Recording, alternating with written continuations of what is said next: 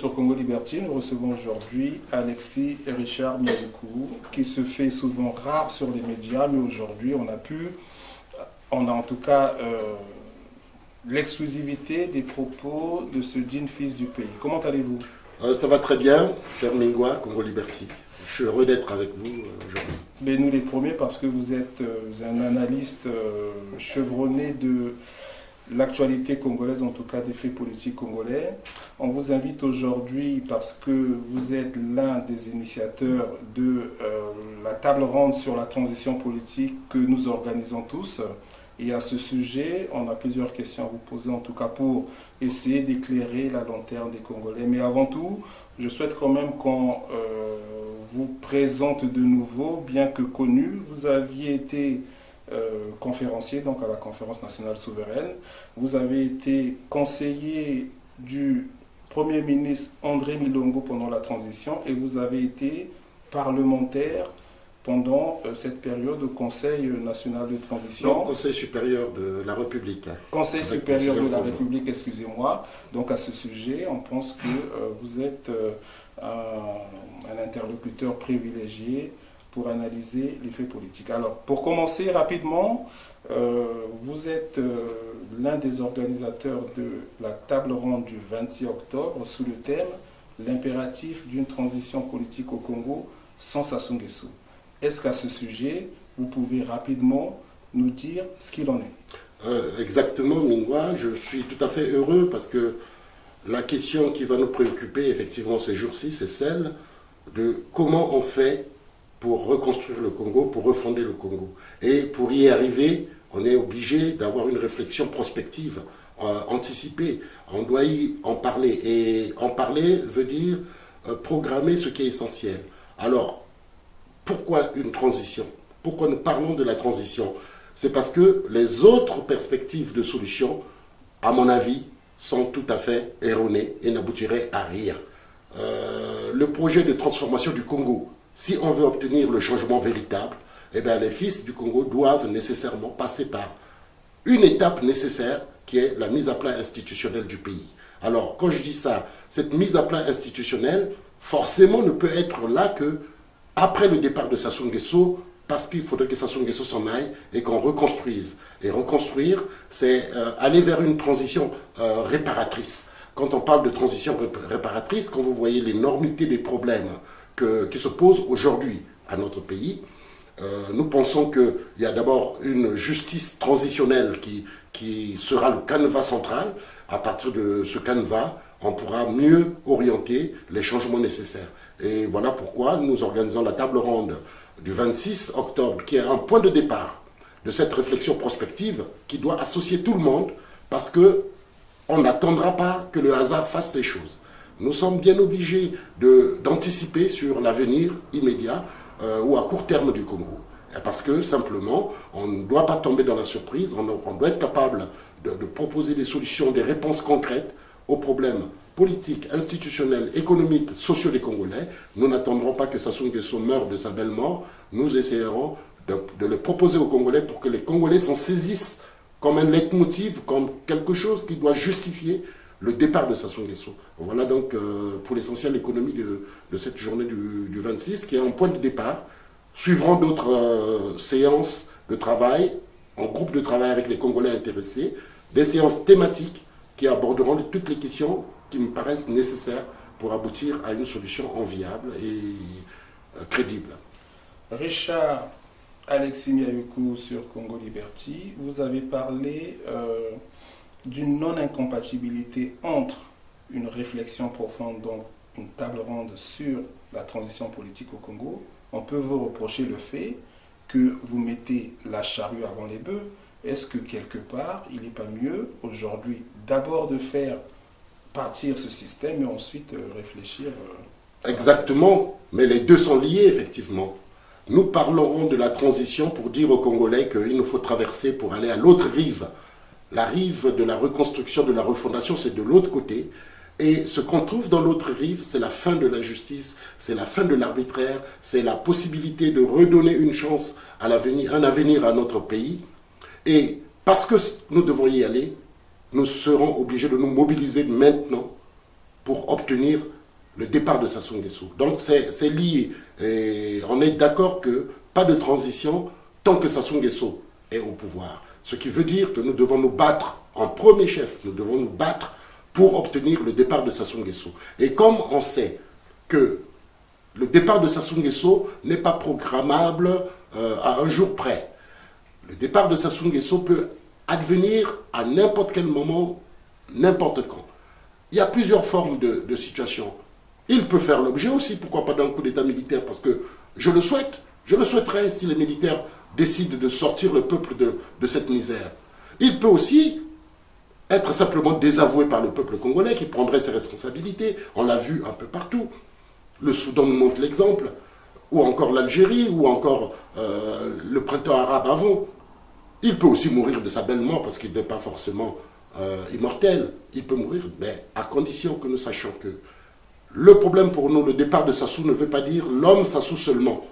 Le départ de Sassou, c'est le départ d'un système. Le changement véritable pour notre pays ne pourra venir que d'un changement de système. Le système, on doit passer du système dictatorial, du système de corruption, du système de tous les maux que nous connaissons aujourd'hui pour basculer vers un système démocratique, véritablement démocratique, garant des droits, garant également du progrès partagé, du progrès pour tous. Et le passage entre les deux systèmes, ça s'appelle transition. Mais nous devons obtenir certainement, avec ceux qui luttent aujourd'hui, l'ensemble des peuples congolais qui se bougent aujourd'hui, nous devons obtenir la fin de règne de Sassou Nguesso et de son système.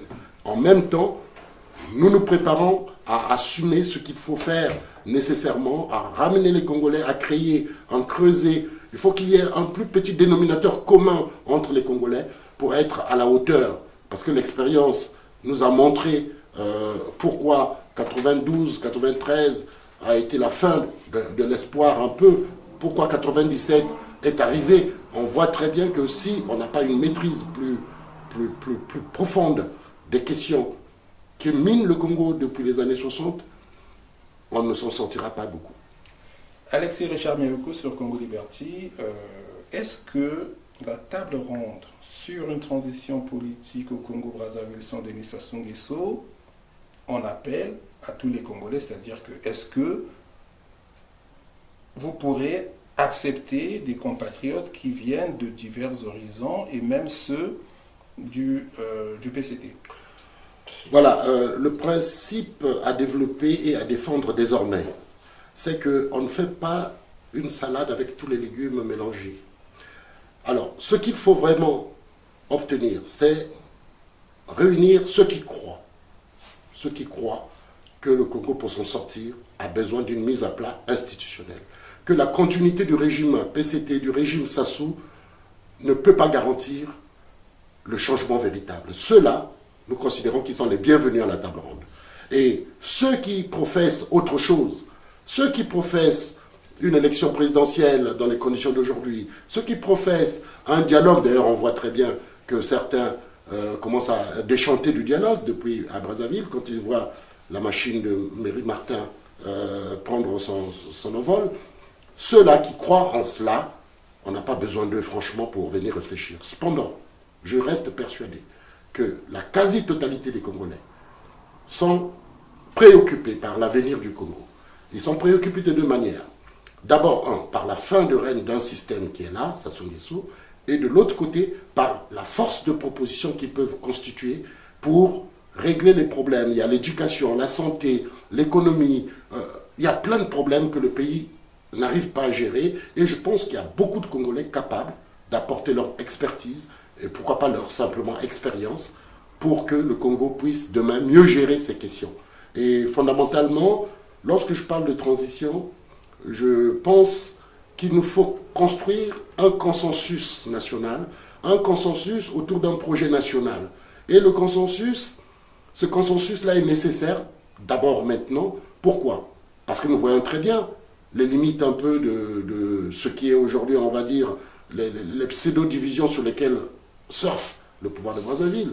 Il nous faut un consensus, être capable de comprendre ensemble, de discuter ensemble, de chercher des voies et moyens pour comprendre, par exemple, qu'il ne s'agit pas L'après Sassou ne doit pas être l'incrimination généralisée de tout ce qui existe à Brazzaville. L'après Sassou doit être aussi le moment d'une justice réparatrice, d'une justice pour ceux qui sont coupables.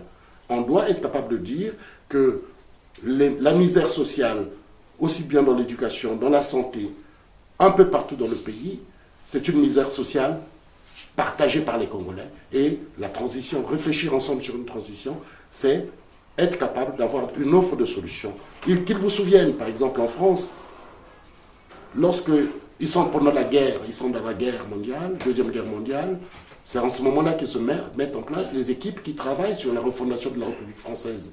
C'est en ce moment-là qu'on a par exemple le projet de sécurité sociale. Il est construit pendant la guerre pour gérer les conséquences de la guerre. Et pour les Congolais, il est important que la majorité de ceux qui croient à un avenir possible et qui croient à un consensus possible pour refonder le projet national, il est bon qu'ils viennent. On a eu dans le passé la conférence nationale qui a été ce moment où on a discuté pour reconstruire, essayer de reconstruire un projet national. Mais je pense que la plupart des Congolais sont intéressés. Tous ne sont pas politiques, tous ne rêvent pas du pouvoir, mais ils ont besoin d'avoir un pays qui offre des opportunités, qui offre la liberté, qui offre l'égalité, la justice, pourquoi pas la démocratie. Et tous les Congolais sont aujourd'hui convaincus que seule cette perspective permettra de sortir de cette misère.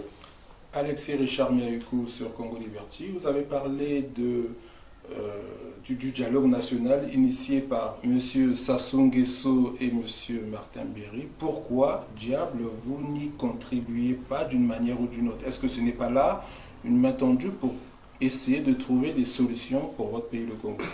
D'abord, vous voyez très bien que la malice qui nous gouverne, c'est la malice qui nous gouverne, et ça, c'est regrettable. Dialogue, dialogue, dialogue. Il y a un excellent papier de Clément Merassa qui montre très bien les limites de ce dialogue-là. Prenons l'exemple simple. On ne va pas perdre notre temps sur cette question de cette phase de dialogue de Sassou à la sauce Sassou. Vous voyez, c'est un dialogue, d'ailleurs, vous voyez comment c'est orchestré. Mais le pire dans ce dialogue, non seulement que la représentativité n'est pas normale, mais le pire, c'est qu'ils vont se réunir, ils vont discuter, et ils prendront les résolutions à la fin. Ils iront remettre à M. Sassou qui aura le choix de décider de ce qui est bon, ce qui n'est pas bon. Alors, j'avoue que là, on fait pire que ce qui s'est passé même chez Pinochet. On fait pire. Non, c'est vraiment une sorte de la palissade. Hein. C'est pas sérieux, c'est vraiment pas sérieux. Pour ceux qui pensent que le Congo a besoin de se renouveler, eh bien, les problèmes sont énormes. Les défis à relever sont énormes, si vous permettez. Vous avez la faillite institutionnelle. Le Congo a complètement perdu les attributs d'une république. À partir du moment où l'état de droit est bafoué, à partir du moment où on est rentré dans une forme d'organisation à la mono, hein, comme on disait, c'est le parti qui dirige l'État, on a perdu les attributs d'une république telle qu'on l'a voulu à la conférence nationale, ou encore plus bien avant, comme on l'avait voulu les pères de la République. On est en faillite économique et financière. Cette faillite économique et financière a des causes. Et aujourd'hui, un pays surendetté comme le nôtre, avec de l'autre côté un pays où la corruption et le détournement des deniers publics fait que certains de ces enfants sont plus riches que le Congo, et la hauteur de la dette du Congo correspond plus ou moins à la hauteur des avoirs à l'étranger de ce groupe. Tiens, je vais vous dire, par exemple, quand vous faites la synthèse des Panama Papers, 5 bonhommes, parmi lesquels Christelle Nguesso, Lucien Bata, quand on parle de Itua, Bruno Itua, Bouya, et puis Ngokana, disons, prenons, rien que les 5. Quand vous additionnez ce que les Panama Papers ont trouvé en leur nom dans les comptes partout dans le monde, ça équivaut, c'est à peu près 3 milliards de dollars. 3 milliards de dollars, soit plus de 1800, près de 2000 milliards de francs CFA qu'ils ont dans des comptes à eux. Et ça, c'est des problèmes majeurs pour une nation. Lorsqu'une nation Les crimes économiques, la dette, comment on fait avec cette dette-là? Doit-on la reconnaître comme la dette des générations qui viendront? Non, il faut s'asseoir, trouver des résolutions, trouver des solutions à ces problèmes par anticipation. De l'autre côté, la faillite sociale, la pauvreté. Je vous épargne les images ou tout ce qu'on voit, la pauvreté. L'école, la santé. Peut-on accepter de voir des enfants congolais dans des salles de classe de 300 personnes, 300 enfants? Non, il y a des problèmes majeurs qui se posent, qui doivent être réfléchis, qui doivent être traités. Et les crimes humains.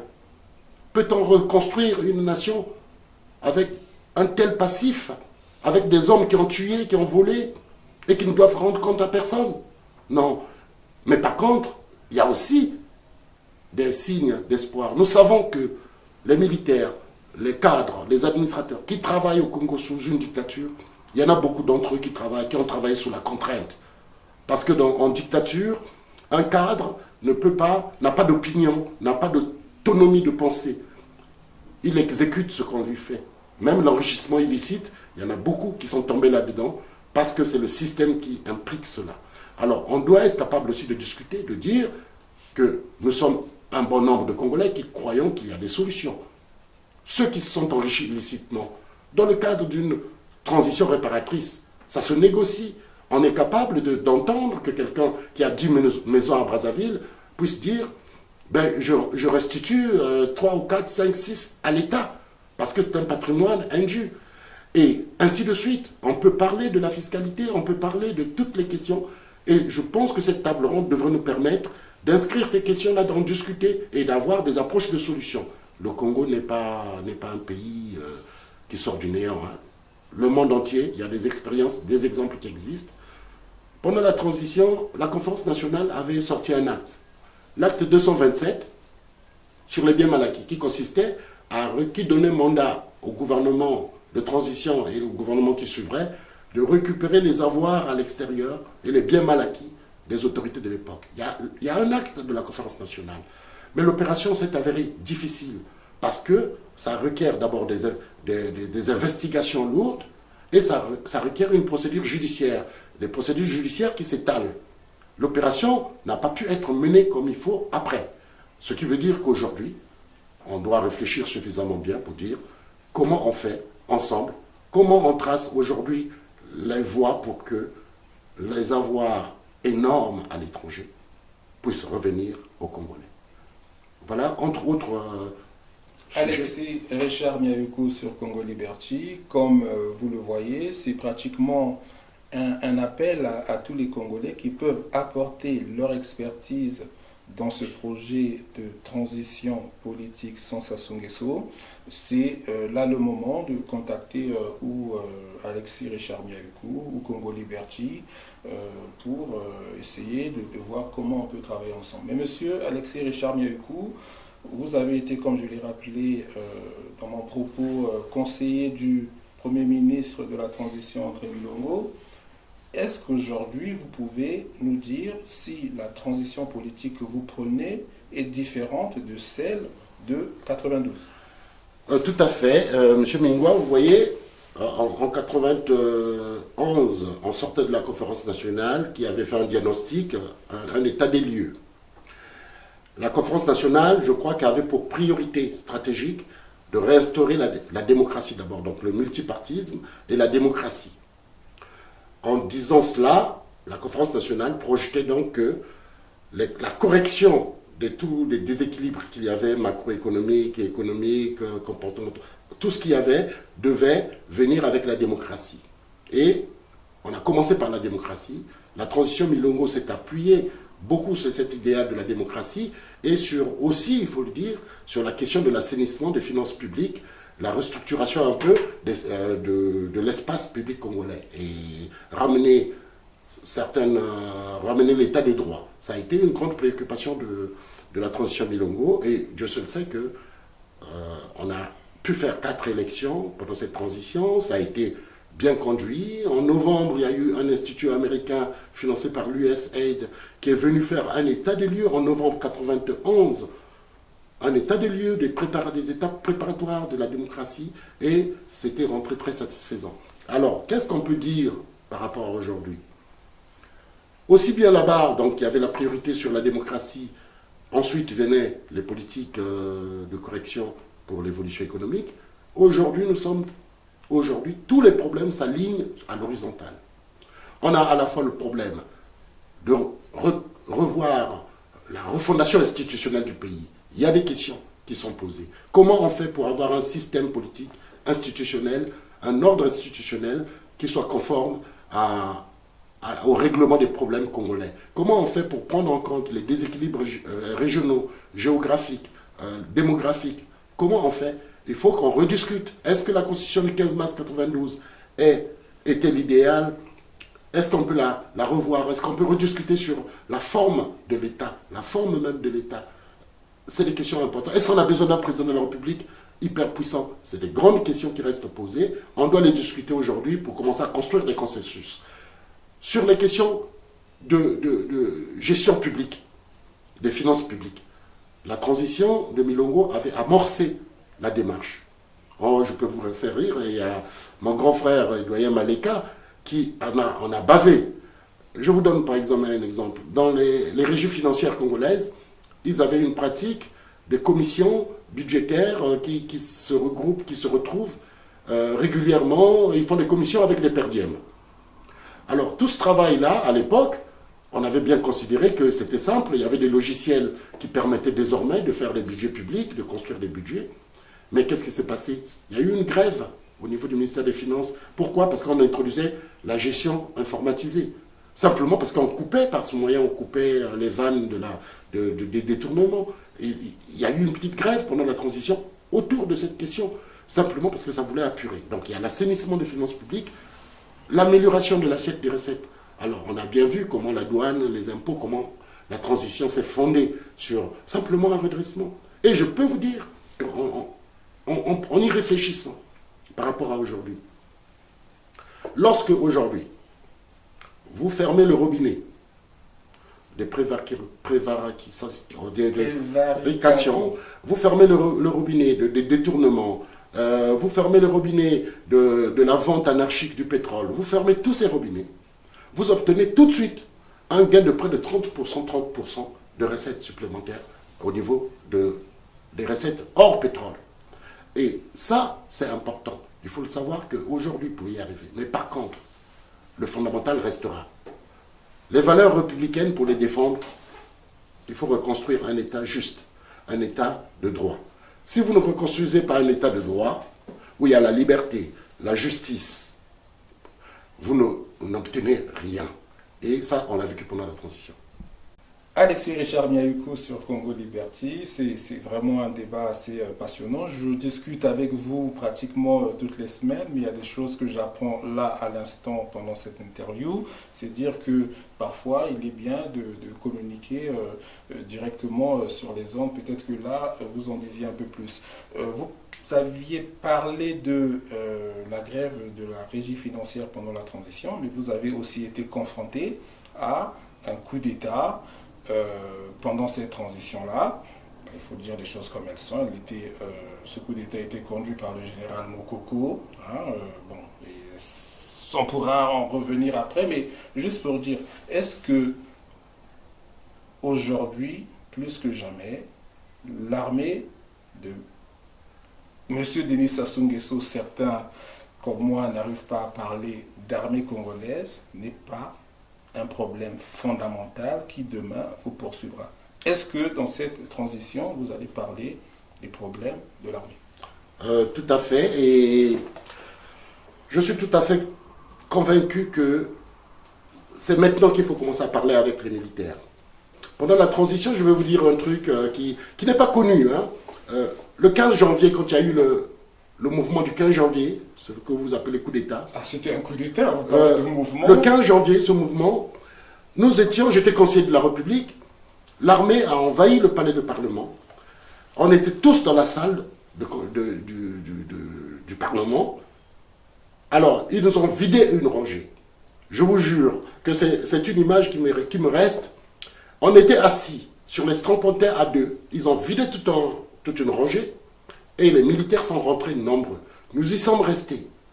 De 11h du matin à 19h, 20h, personne n'avait le droit de sortir de la salle, ni d'aller aux toilettes, ni de faire quoi que ce soit.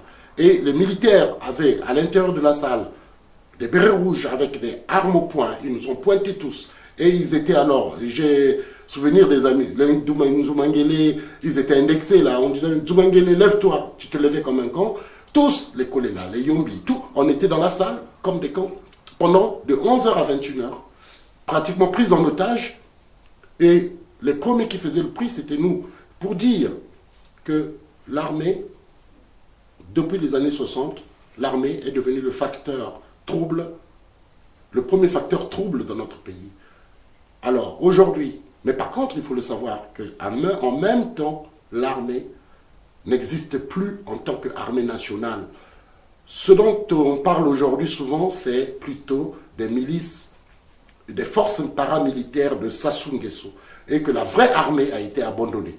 Et j'ose encore croire que parmi les officiers d'aujourd'hui, je pense qu'il y a encore des officiers capables de prendre leurs responsabilités. Et si on parle aujourd'hui de transition, si on parle de la nécessité de consensus, c'est parce qu'on croit que tous les militaires n'ont pas été tués dans le pool, que tous les militaires n'ont pas été des bourreaux. Nous avons plein de militaires, 80% des officiers n'ont jamais été concernés par ces choses-là. Ils existent, ils sont là, au haut poste de l'armée, mais je crois qu'ils font partie du peuple. Et je crois également que les Congolais se retrouvent aujourd'hui pour discuter. Pourquoi pas comme au Soudan, on a vu les militaires au Soudan régler le problème en concertation avec la société civile et la société politique. Nous disons qu'il est bon que nous ayons une approche du problème en disant l'armée peut participer à la refondation de la République, comme ça a été pendant la conférence nationale. Les mêmes qui nous ont protégés pendant la conférence nationale, 1 mois avant, 2 mois, 3 mois avant, ils étaient du côté du PCT qui écrasait tout le monde. Non, je pense que l'armée aujourd'hui, en réfléchissant, de toutes les façons, ces militaires se rendent bien compte qu'un jour ils vont à la retraite et ils tombent dans la misère de la population. Ils se rendent bien compte qu'ils ont des parents, des enfants qui n'ont pas d'avenir. Mais que nous sommes également dans une situation délicate, sachant que Sassou Nguesso, ne le cachons pas, a tribalisé la hiérarchie militaire. Sassou Nguesso a tribalisé la hiérarchie militaire.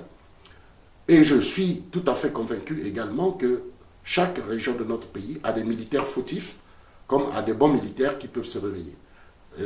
En passant du Kwilu, au Niari, au Poul, au Plateau, on a des officiers qui peuvent se réveiller et rejoindre le désir populaire. Alexis Richard Mieucou, nous arrivons à la fin de notre émission. Est-ce que vous pouvez résumer votre propos en quelques mots?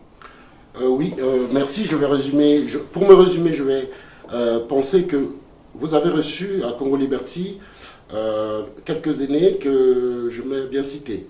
La dernière fois, Benjamin Tungamani, quand j'ai écouté, il a beaucoup insisté sur un facteur, la nécessité de construire un projet national, véritablement national et consensuel, parce que l'un des enjeux majeurs de la nation congolaise, c'est la question ethnique, l'ethnocentrisme. Et que parler de transition, c'est se donner les moyens du nord, du sud, de l'est, de l'ouest. Ils sont nombreux qui partagent cet idéal. Je discute de temps en temps avec le doyen Ota, je discute avec Isidore Ayatonga. Je vois émerger que c'est des soucis partagés. Donc parler de la transition, c'est d'abord permettre aux Congolais de différents horizons qu'ils aient en commun quelque chose, c'est l'avenir du pays, qu'ils puissent partager, construire consensuellement un avenir ensemble. Et l'avenir ensemble est déterminant parce qu'aucune mesure, aucune évolution ne sera favorable si les Congolais ne sont pas capables de se redonner la main, de se tenir la main dans la main face au monstre qui est Sassou Nguesso. Le deuxième aîné que j'ai souvent retenu, c'est mon grand frère Abignan. Lorsqu'il vient, il a un credo et avec raison, il insiste sur la réhabilitation des valeurs républicaines.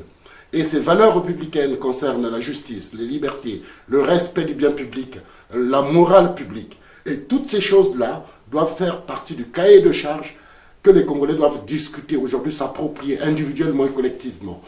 la table ronde, c'est le sens de cette table ronde que nous commençons.